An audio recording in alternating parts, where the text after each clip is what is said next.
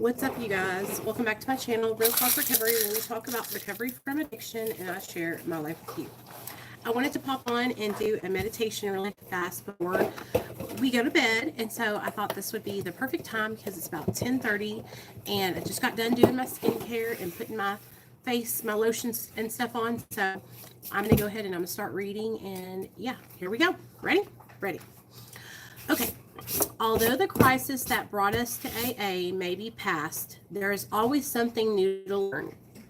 Even after years of recovery, we change. Opportunities for spiritual growth, as well as new character defects, pop up like weeds in a newly mown lawn, and we find ourselves turning to the steps for a fresh look. I experienced this one day when I noticed that I had begun to be angry much of the time. I thought that other people and situations were to blame, but I decided to concentrate on my own part of the picture.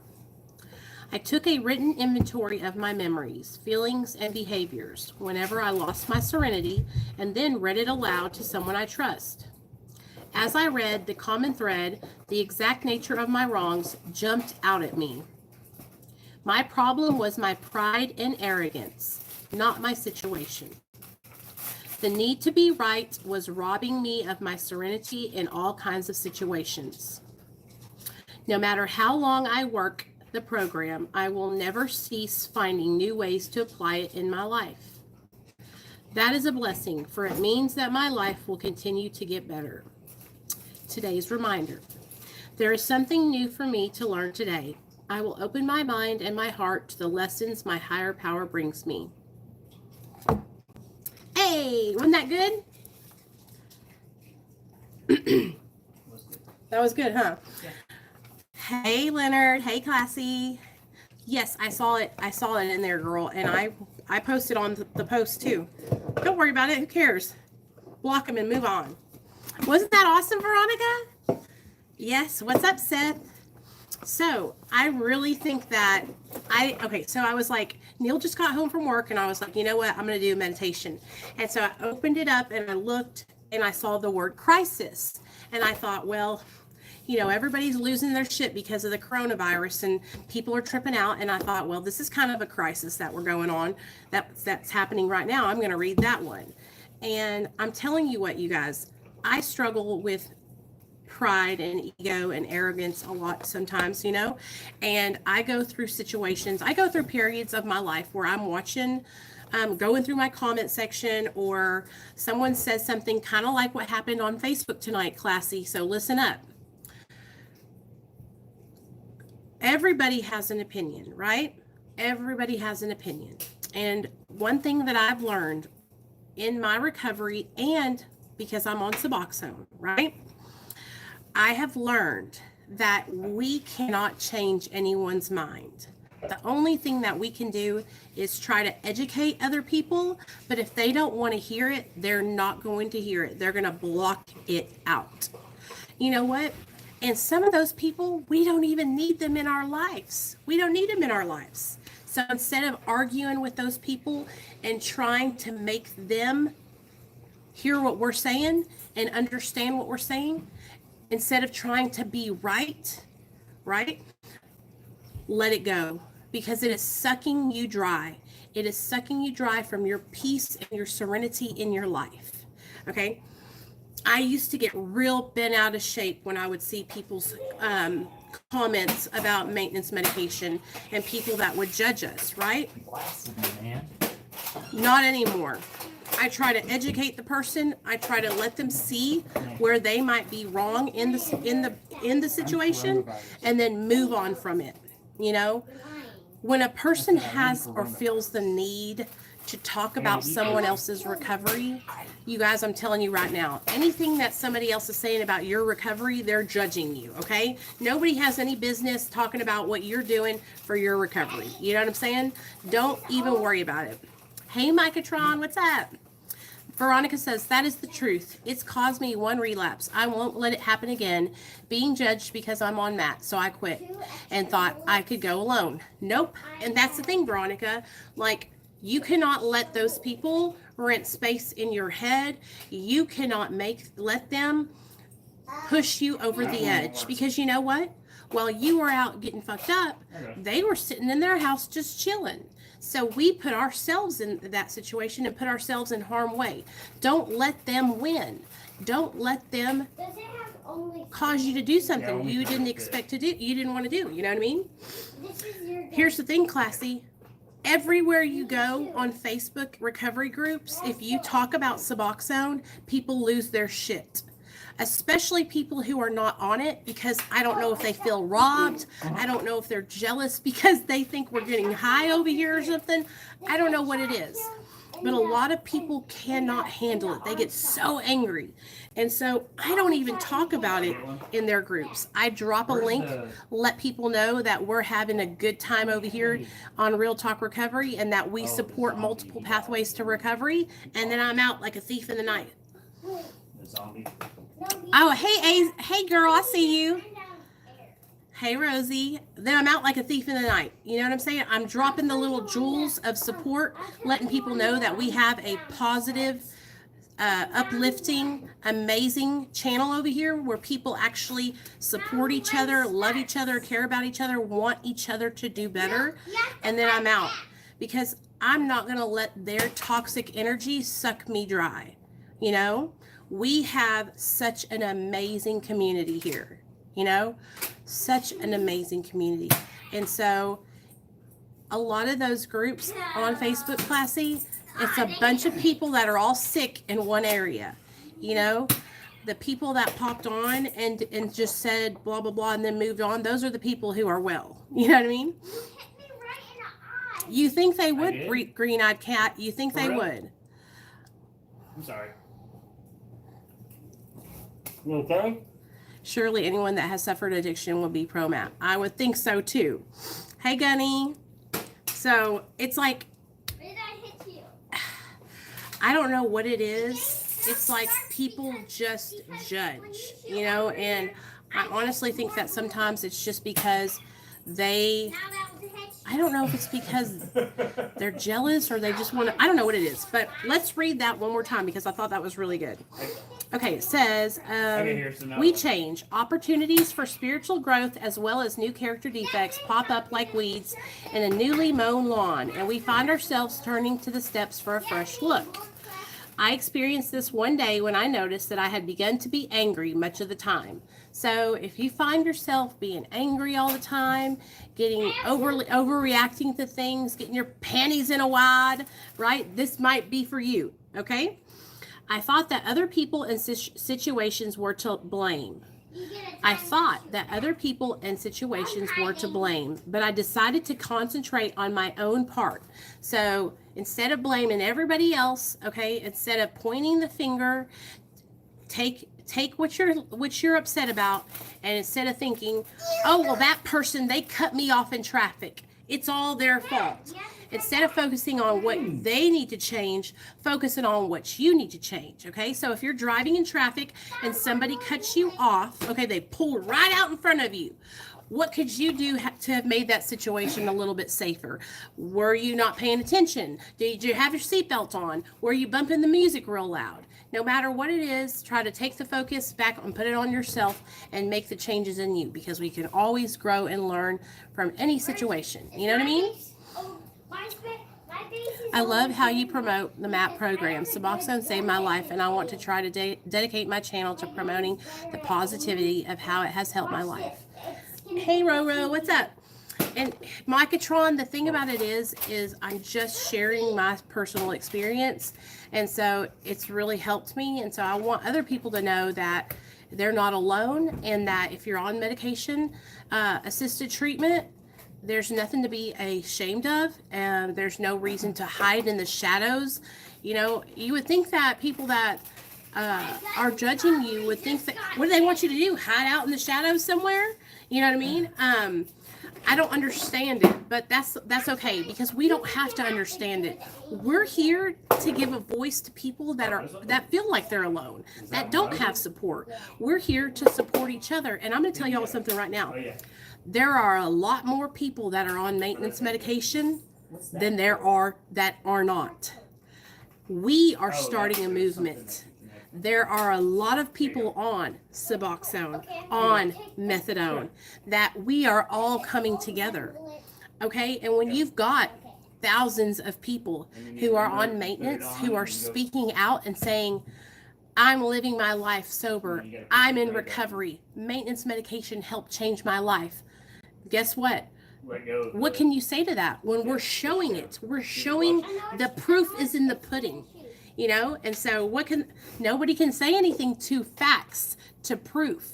When you come on this channel and you see me, you see my husband, you see my son back here playing Nerf guns, we're a healthy, happy family. My husband's working 60-something hours a week, putting in work, taking care of our family. And we're both on the MAP program.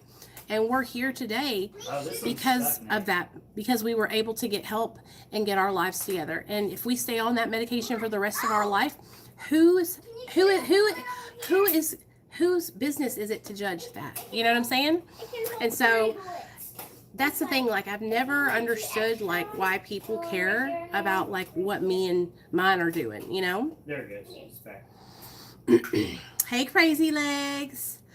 Well, I know, I do understand that, but I quit cold turkey too.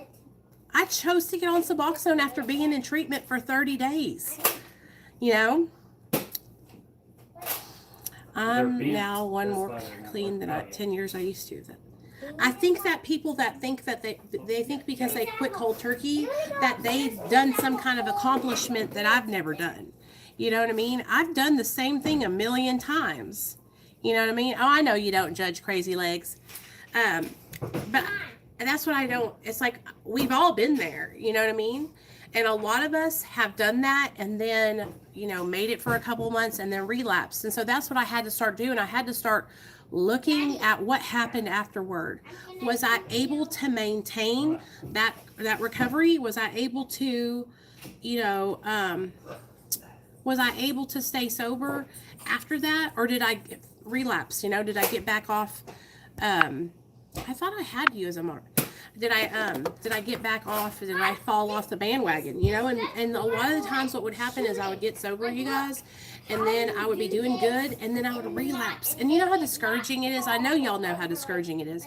When you're doing really good and then you relapse, it's like, damn, man, what the hell? Like I feel like I was on a roll, you know? And so, anyway, I just want this to be a place where it doesn't matter if you're cold turkey abstinence or if you're on Suboxone. I want you to know that I support you no matter what. Like, I support you. If you were able to get off of drugs without maintenance medication, I really, really, really do appreciate. I really do appreciate it. I really do think that is amazing. Of course, you guys, if I could have gotten off cold turkey, I would have. I promise y'all I would have. I think that we can all say that. I think if we could have all stayed sober without getting on Suboxone, I'm pretty sure we would have all done it, okay? I know that a lot of us had tried many, many times, and that's why we finally decided to get on maintenance medication, because we tried to do it on our own many times and we kept failing. You know, so sometimes it makes me a little upset because I'm like, we've all tried to. That's the thing. We've all been there. That's why we are where we're at today on maintenance medication, because we tried to do it that way and we were unsuccessful. And so when you have people who have been successful with abstinence and then they come around and they want to talk shit after we're already knocked down, because we've already had to admit that we couldn't do it on our own. Okay, we're already having to humble ourselves and say, you know what? Yeah, we struggled. I couldn't do it. I kicked dope. I was off of it for 30 days. I came out of treatment. I wanted to get high so bad. And they told me right then, you know, if you do it, you're going to lose your son. And I just wasn't willing to risk it, you know? And so that's what a lot of women's situation, a lot of the girls go through the same thing where they have CPS breathing down their throats, you know? And that means that now that you're a Real Talk Recovery moderator, you know what that means, don't you? You better know what that means. That means loyalty. Cold turkey is overrated. Listen, I mean, if you can do it, I think that's great. Some people, it's not obtainable. You know what I mean? That's all. We are still judged by the straights, and that is the truth. Yes or no? By the straights. What do you mean, Mark? Explain. What does straights mean? I mean, I think we're all judged. All addicts are judged by normal people. I don't think that sometimes I don't think that they mean to. I think that means that a lot of them do it because they don't understand addiction. But no matter what, we're all going to go through a time, right, where somebody passes judgment on us, and it doesn't feel good. That's what I'm trying to get to. It's not a good feeling, and I just hope that y'all know that. I hope that you guys know that, even though I'm on Suboxone, that if you're not on Suboxone, I support you, and I'm really proud of you. Like I said, I really do wish that I could have done my recovery without Suboxone. I really do wish that I could have stayed sober without it, but I couldn't. I really struggled. And that's a big deal for me to sit here and admit that. You know, it's like I had to have the extra help, you know? But that's what I mean. Like, I just want you guys to know that we support you here, and that this channel, I just want everyone to know that it's more about having support and being a family and having your friends and your family to lean on. That's what this channel is about, you know? Yes, Mark. Yes, I know. It sucks. But you know what? Let them think that, because when they're thinking that in their minds, what does that show about them? That just shows that whatever recovery program they're working, I don't want to work it. You know why? Because I don't want to think that about my brothers and sisters in recovery. I don't care what you're doing to stay sober. As long as you're staying sober, you're not killing yourself. I love you. Okay? I love each and every one of you. Okay, I love you if you are on maintenance. I love you if you're abstinent. I love you if you're on kratom. I love you if you're smoking marijuana. Okay, I want you guys to be okay. And the definition of recovery is returning to a safe lifestyle, is living a safe lifestyle. Okay, recovering. That's what they talk about in the MERA. Remember? We talk about how recovery is not one size fits all, and it is about obtaining and living a safe lifestyle, okay? If the lifestyle that you were living when you were in your addiction was slamming dope, stealing, lying, cheating, and now you're on maintenance medication and you're not stealing, lying, and cheating, well then guess what? You're in recovery. If the lifestyle that you were living before was stealing, lying, cheating, committing adultery, and being a prostitute and cooking dope, and now you are smoking marijuana and you're not doing any of those things anymore, then guess what? You're in recovery. And vice versa. If you're using kratom and that's helping you stay away from all those negative things that you were doing, then that's your recovery. Do you understand what I'm saying? Like, who am I, the recovery police? I'm sorry, man. I'm going to have to pull you over there because you're not doing recovery the way I think you should do recovery. I'm going to have you put your hands up. Veronica says, I quit Subutex because my mom wouldn't stop calling me out for using, so I quit. And I went on a week-long bender. I have to forgive her and forget her words. Veronica, yes. So, yes. Your mom obviously doesn't understand Subutex, okay? And so this is what I want you to work on, okay, Veronica? I want you to work on, how are you doing with your dose? Are you taking it as prescribed? Are you taking it in the morning? What are you doing? We need to talk about that. And then you're in the chat room with us now. So when we wake up in the morning, Nicole always comes into the private chat and she drops our meditation for the morning. Okay, she also does that in the Discord. So for any of you guys that are like, you know, we have our meditation in the morning that is typed out that Nicole drops in Discord, and she drops it in our Patreon. For those of you guys that are patrons of mine, okay, on Thursdays and Sunday nights, we go live and we have patron-only live streams. Now, tomorrow night, we have a special guest coming on. So we're not gonna do a stream tomorrow for Patreon. We'll probably do it on, we'll do it Sunday. But tomorrow night we have a special guest coming on the channel tomorrow night at 7. And he is going to share his experience, strength, and hope. His name is Kyle, and he has a channel called Sober Dogs. And he's real cool. Y'all are going to like him a lot. But if you guys are with me and you're on Patreon, like, we are all on like a little schedule. We wake up in the morning, we greet each other, we do our reading, and then I go to work, and then we come back and we do our meeting at night, you know? Good, Veronica. I'm taking it twice a day as prescribed, and I had the most amazing day. Oh, good. Okay, good. Only make sure you just take it in the morning and then the afternoon whenever you are supposed to dose it. Don't take it any more than that, because a lot of the times what will happen is people will get on this like obsession where they're like dosing a whole bunch of times throughout the day. Okay, so just do what you're supposed to do, and you know, you can text me anytime. But here's the thing: you don't have to cold turkey quit heroin anymore, and that's the beautiful thing about the technology and all this stuff, right? You guys don't have to suffer. So if you are on heroin and you're in your active addiction, you can get onto maintenance medication, and then you can be tapered, and you can get your strength back and get your recovery strong, and then you can taper.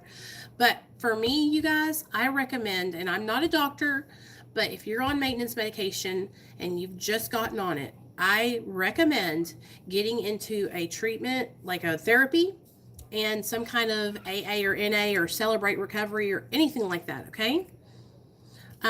You get into that, and then you stay with that for at least 6 months. I would say a year. I say a year at least. But you stay with that for 6 months to a year, and then once you get past that, if you feel like you're strong enough to taper and you want to, then you can. Okay, so I saw Mark. I would love to do a FaceTime interview from England. Okay, Mark, if you have Instagram, will you text me on the Real Talk Recovery phone line? I have Kyle's coming on tomorrow, but if you want to, we can have you on either this weekend. No, Saturday I have Kyle. I have Thursday. Saturday I have Brian from SoberTube. Okay, and then oh gosh, who else? Then the next week, I think I don't have anybody planned. Next week, I have to go on someone else's channel. But if you will text me on the Real Talk Recovery phone line, I will set you up and you can come on and tell your story too. Okay? Okay. So anyways, I love you guys. I just wanted to pop on and do that meditation real fast. I'm not going to make this an hour-long video. Y'all know how I am. I'll sit here and talk forever. So I love y'all. I hope you have a great, great night. I'm praying for all of you guys. Stay safe, okay? Keep your social distancing and all that stuff. You know, do all that good stuff, okay? And I will see you guys tomorrow night for our live stream with, we're having our meeting, and then we're having Kyle on tomorrow night, 7 p.m. Central Standard Time, okay? All right. I'll talk to you later, Mark. Text me so that way we can get you on, okay? Love y'all.